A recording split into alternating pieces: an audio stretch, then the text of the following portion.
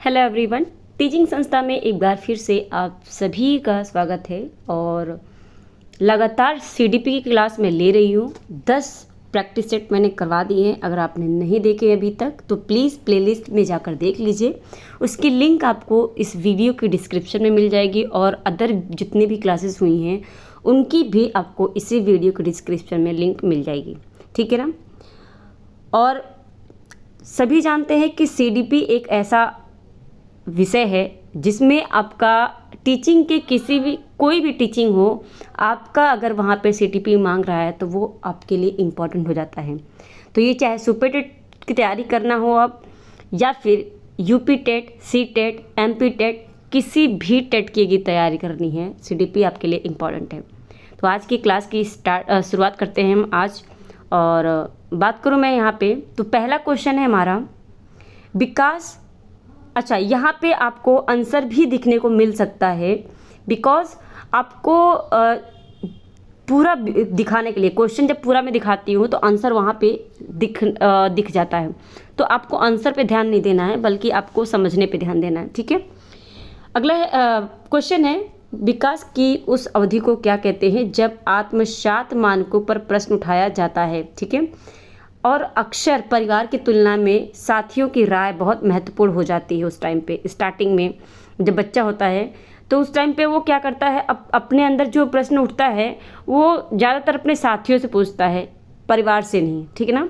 तो ये आपका हो जाएगा कौन सा, तो एडोलसेंस हो जाएगा।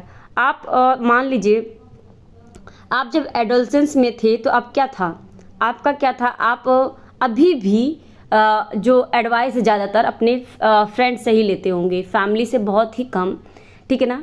धीरे धीरे आप फैमिली से लेने लगते हैं, लेकिन जो किशोरावस्था स्टेज होता है ना, इस एज में बच्चा सबसे ज़्यादा अपने फ्रेंड के साथ लगाव रखता है, ठीक है। तो सारी बातें उन्हीं से शेयर करता है। अगला प्रश्न है, यह देखकर कि उनका पुत्र रवि पठन में बहुत रुचि लेता है और 3 वर्ष की आयु में ही पढ़ लेता है, उसके माता पिता ने उसे बहुत सी पुस्तकें लाकर दी। अपने माता पिता के प्रोत्साहन से रवि की पठन क्षमता अपनी आयु से कहीं बहुत ज़्यादा अधिक है, यानी आगे है। इस उदाहरण से विकास के किस सिद्धांत को संदर्भित किया जा सकता है। तो यहाँ पे अगर मैं बात करूँ तो ऑप्शन कहाँ गया, ये क्या ब्लैंक क्यों आ रहा भाई, 1 मिनट मैं इसको सही करती हूँ, ठीक है। अब सही हो गया, ठीक है। तो यहाँ पे इन्होंने पूछा है, तो अपनी मतलब उसकी एज कम है लेकिन अपने एज से ज़्यादा एज के बच्चों का जो लेवल है उनके हिसाब से, उनके स्तर का वो पढ़ लेता है, ठीक है ना। तो विकास किसी निर्धारित मार्ग का अनुसरण नहीं करता, ठीक है। विकास समीप दूराभिमुख है, या फिर विकास शीर्षगामी है, या फिर विकास आनुवांशिकता और परिवेश के बीच अंतःक्रिया का परिणाम है। तो सबसे बेस्ट तो मुझे डी लग रहा है, ठीक है ना। ऑप्शन डी सबसे बेस्ट हो जाएगा, क्योंकि जो विकास होता है वो आनुवांशिकी और परिवेश दोनों को के बीच का एक जो है कनेक्शन होता है, ठीक है ना, इंटरेक्शन होता है, उनकी वजह से ही होता है। सिर्फ आनुवांशिकता की बात करेगा तो वहाँ पे निगेटिव हो जाएगा, सिर्फ परिवेश की बात करेगा तो भी निगेटिव हो जाएगा, ठीक है। तो ये बात आप ध्यान में रखेंगे। अगला प्रश्न है, विकास की कौन सी अवस्था में निम्न लक्षण समाहित है। स्वतंत्रता की स्थापना, असीमता का विकास और अमूर्त चिंतन। तो विकास की कौन सी अवस्था में निम्न लक्षण समाहित है, यानी जो लक्षण ये दिखाएगी स्वतंत्रता की स्थापना करना, अस्मिता या फिर अमूर्त चिंतन। तो ये अमूर्त चिंतन की मैंने बताई थी जीन प्याजे वाला, तो किशोरावस्था में होता है। 11 साल के बाद का जो एज होता है वो अमूर्त चिंतन की अवस्था होती है, यानी किशोरावस्था, ठीक है। तो यहाँ पे मैं बात करूँ, ये आपका दिया हुआ है, ठीक है, ध्यान में रखेंगे। और ये पीडीएफ आपको मिल जाएगा, आप ये पढ़ लीजिएगा, ठीक है, एक बार। अगला प्रश्न है, निम्नलिखित कथनों में से कौन सा कथन सामाजिकरण में संदर्भ में सही है। सभी संस्कृतियों में सामाजिकरण का तरीका एक समान है। एक समान तो नहीं होता है। सामाजिकरण एक जटिल प्रक्रिया है जिसमें कई संस्थान बच्चों के जीवन में अलग अलग समय अवस्थाओं पर प्रभाव डालते हैं। ये बात सही है, ठीक है। ऑप्शन बी सबसे बेस्ट हो जाएगा, ठीक है। अगला प्रश्न है, निम्नलिखित में से किस सिद्धांत ने नैतिक तर्कता के अध्ययन के लिए संज्ञानात्मक विकास दृष्टिकोण को अपनाया है या उपयोग किया है? तो ये जीन पियाजे जो हैं इन्होंने संज्ञानात्मक विकास को अपनाया था। और अगर मैं बात करूं तो इसी का अगर बात करूं तो सामाजिक विकासात्मक ये अपनाया था किसने? तो सामाजिक सांस्कृतिक लेव वाइगोस्की ने। ठीक है, अगला प्रश्न है, बच्चे दुनिया को लेकर अपनी समझ को सक्रिय रूप से निर्मित करते हैं, यह कथन किसका है? तो ये कथन जीन पियाजे का है। जीन पियाजे ने कहा था, मैंने कल की क्लास में भी बताया था कि जीन पियाजे कहते हैं कि बच्चे स्वयं ही अपना वो कर लेते हैं, ठीक है ना, स्वयं ही सीख लेते हैं। तो ये क्या है, उनका कहना है कि बच्चे अपनी दुनिया में जब आते हैं तो वो अपनी समझ को लेकर ही आते हैं। ठीक है, अगला प्रश्न है, अध्यापन अधिगम के संदर्भ में निम्न में से कौन सी तकनीक को लेव वाइगोस्की ने समर्थन नहीं दिया?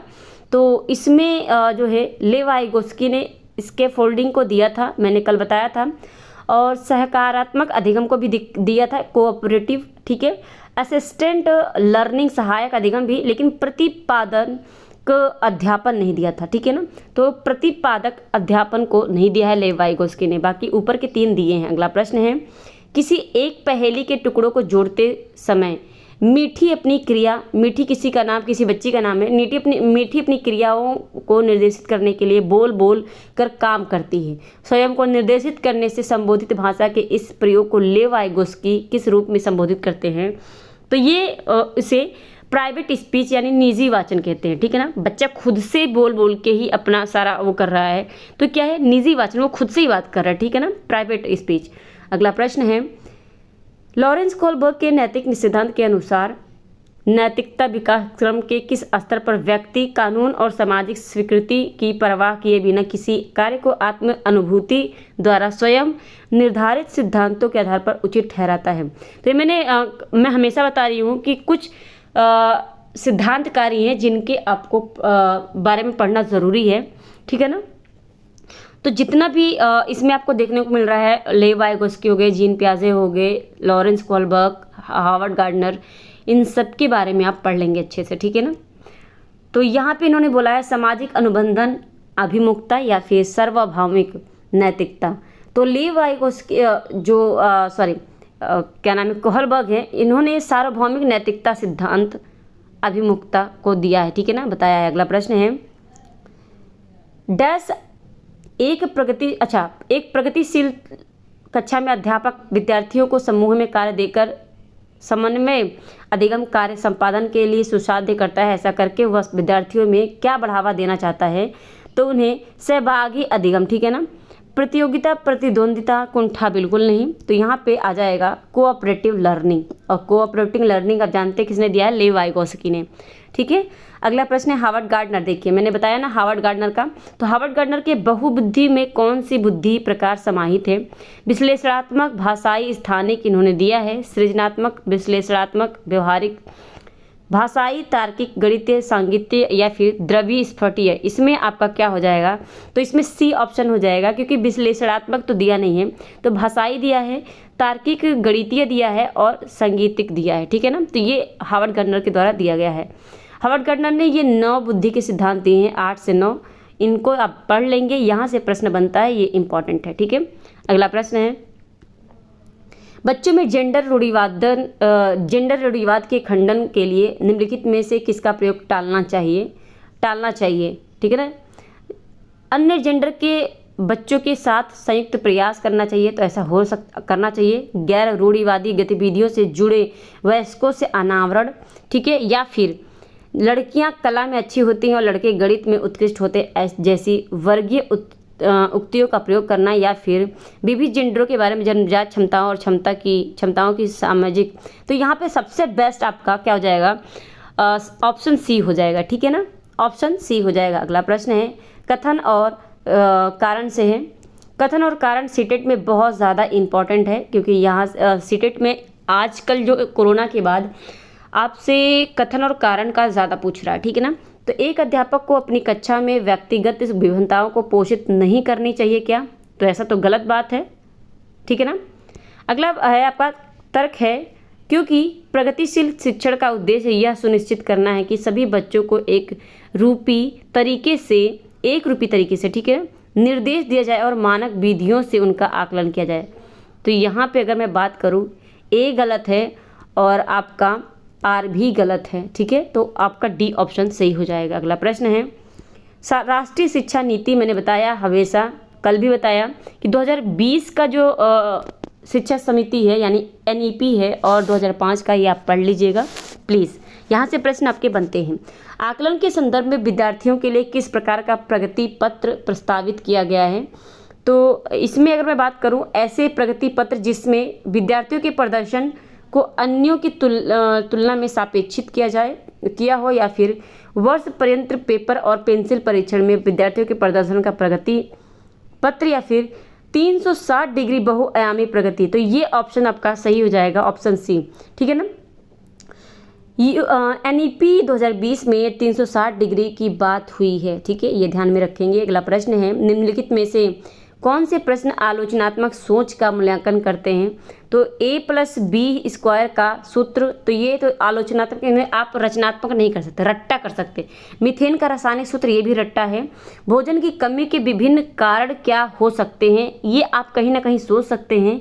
और हिमनद के निक्षेपण को क्या कहा जाता है, ये भी रट्टा है। तो ऑप्शन सी आपका बेस्ट हो जाएगा, सही हो जाएगा। ओके, अगला प्रश्न है, एक भाषा कक्षा में विद्यार्थी जिन्हें वाचन वैकल्य है, उन्हें सफल समावेशन के लिए निम्न में से किस तकनीक का इस्तेमाल करना चाहिए? तो मैंने बताया था, जब वाचन वैकल्य यानी पढ़ने या बोलने की अगर दिक्कत होती है तो आप डिस्लेक्सिया का उसे क्या है प्रॉब्लम, डिस्लेक्सिया है, ठीक है ना, बच्चे को क्या है, डिस्लेक्सिया प्रॉब्लम है। लेकिन यहाँ पे थोड़ा सा प्रश्न को घुमाया है और यहाँ पे ऑप्शन भी थोड़ा अलग है। तो यहाँ पे हस्तलिखित कार्यों को जमा करने की सख्त समय सीमा ऐसा नहीं है। कक्षा में नोटिस बनाने की जगह आवाज़ रिकॉर्डर के इस्तेमाल की अनुमति, ठीक है। या फिर यहाँ पे हस्तलिखित के बजाय टाइप। अच्छा, यहाँ पे वाचन की बात है तो यहाँ पे हस्तलिखित वाला ही सही हो जाएगा आपका, कि हस्तलिखित कार्यों को जमा करने की सख्त समय सीमा निर्धारित करनी चाहिए, ठीक है। एक टाइम होनी चाहिए, जैसे टाइम टेबल आपका होता है तो एक स्ट्रिक्ट टाइम होनी चाहिए, ठीक है ना। अगला प्रश्न है, अधिगम संबंधी वह कठिनाई जिसमें कम देर तक ध्यान केंद्रित हो पाए, आवेगशीलता, ठीक है, हो और निराशाओं के प्रति कम सहिष्णुता हो, निम्नलिखित में से किसकी ओर इशारा करती है? तो ये आपका अगर अधिगम की बात है, ठीक है ना, और वो केंद्रित नहीं कर पा रहा है खुद को, तो अवधान न्यूनता, अति क्रियाशीलता विकार हो जाएगा, ऑप्शन ए सही हो जाएगा, ठीक है। अगला प्रश्न है, निम्नलिखित में से वह कौन सी स्थिति है जिसमें तार्किकता, अधिगम, समस्या समाधान के साथ साथ व्यवहार समायोजन को, जिसमें सामाजिक और व्यवहारिक कौशल सम्मिलित है, महत्वपूर्ण रूप से बाधित हो रहता है? तो यहाँ पे अगर मैं बात करूँ तो ये ऑप्शन डी हो जाएगा, इंटेलेक्चुअल डिसेबिलिटी हो जाएगी, बौद्धिक क्षति हो जाएगी, ठीक है। अगला प्रश्न है, कथन और कारण से दूसरा क्वेश्चन है, समावेशन से तात्पर्य है कि अधिगम कठिनाई महसूस करने वाले विद्यार्थी मुख्य धारा विद्यालय में पृथक रूप से सीखें। ऐसा नहीं है, क्योंकि इस प्रकार की रणनीति अधिगम कठिनाई महसूस करने वाले विद्यार्थियों को समाज में प्रतिभागिता के लिए तैयार करती है। तो अगर मैं बात करूँ यहाँ पे तो ऑप्शन ए और बी, ए आपका और बी दोनों ही गलत हो जाएगा, ठीक है, ए और बी दोनों ही गलत हो जाएगा। अगला प्रश्न, निम्नलिखित में से कौन सा सृजनात्मक का महत्वपूर्ण कारक नहीं है? तो यहाँ पे अभिसारी चिंतन हो जाएगा। कन्वर्जेंट थिंकिंग नहीं होनी चाहिए, बल्कि मौलिकता होनी चाहिए, फ्लुएंसी होनी चाहिए और फ्लेक्सिबिलिटी होनी चाहिए। बाकी ये निगेटिव है आपका। यहाँ पे अगर अपसारी हो जाता तो ये इम्पॉर्टेंट आपका जो है पॉजिटिव हो जाता, ठीक है ना, अगर अपसारी होता तो। लेकिन यहाँ पे अभिसारी चिंतन है, ठीक है। अगला प्रश्न है, एक सामाजिक संरचनात्मक कक्षा में ज्ञान के क्या क्या स्रोत होते हैं? अखबार होते हैं, सहपाठी होते हैं, पाठ्य पुस्तक, लोक कथाएं। तो ये सभी हो सकते हैं, ठीक है ना, ये सभी हो जाएंगे। अगला प्रश्न है, अधिगमकर्ताओं की सक्रिय संलग्नता के लिए क्या आवश्यक है? ठीक है, तो उसमें अन्वेषण और पूछताछ, संप्रयोग और चिंतनशीलता, पुनरुत्पादन और प्रत्यय स्मरण। तो मेरे हिसाब से यहाँ पे ऑप्शन ए सही ज़्यादा हो जाएगा। अच्छा, यहाँ पे जो है ये भी दिया है, तो इसीलिए चलिए, तो ये आपका फर्स्ट भी सही हो जाएगा। प्रत्यय स्मरण ये नहीं, तो आपका पहला, तीसरा, चौथा सही हो जाएगा। पहला, तीसरा और चौथा, ऑप्शन सी सही हो जाएगा। ठीक है, ऑप्शन सी सही हो जाएगा, देख रहे हैं आप।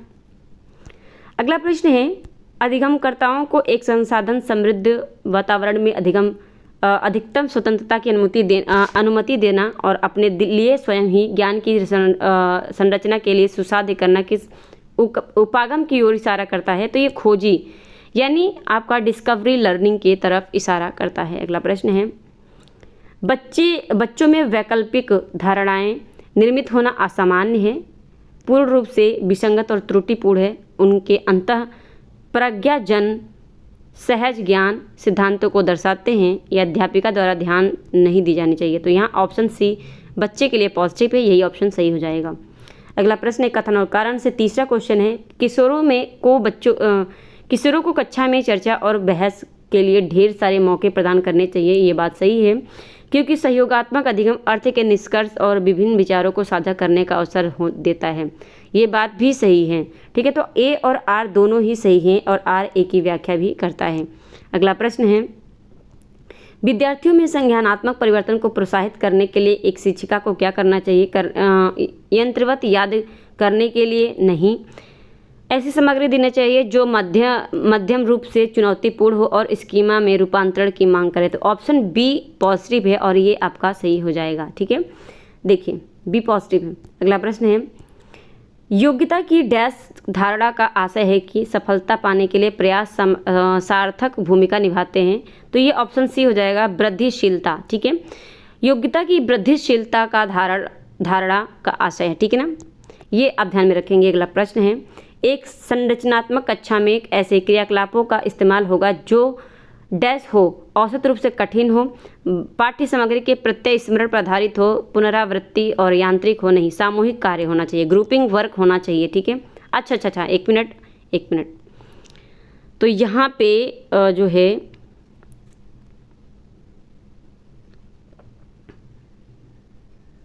प्रत्यय स्मरण तो नहीं होगा। ठीक है, प्रत्यय स्मरण नहीं होगा, तो यहाँ पे आपका हो जाएगा पहला और दूसरा। मेरे हिसाब से पहला दूसरा नहीं होगा और तीसरा चौथा, एक मिनट, तो यहाँ पे पहला और चौथा हो जाएगा। ठीक है, यानी सामूहिक कार्य भी होनी चाहिए और औसत रूप से कठिन भी होनी चाहिए। अगला प्रश्न है, जब एक विद्यार्थी को डैश का एहसास होगा यदि वह सफलता का आरोपण आंतरिक मानता है और डैश का एहसास होगा यदि वह असफलता का आरोपण बाह्य मानता है। तो जब आंतरिक मानता है तो उसे गर्व होगा, बाह्य मानता है तो वो क्रोध हो। ठीक है ना, यानी जब एक विद्यार्थी को गर्व का एहसास होगा यदि वह सफलता का आरोपण आंतरिक मानता है, यानी आंतरिक रूप से सफलता को मानता है, और क्रोध का एहसास होगा जब वह असफलता का आरोपण बाह्य मानता होगा। ठीक है, तो ये ध्यान में रखेंगे, ऑप्शन सी। अगला प्रश्न है और लास्ट प्रश्न है आज के सेशन का, माध्यमिक स्तर पर एक नए संप्रत्यय को पढ़ाते हुए एक अध्यापिका को क्या करना चाहिए? निश्चित कर लेना चाहिए कि वह संप्रत्यय विद्यार्थियों के लिए बिल्कुल अपरिचित हो।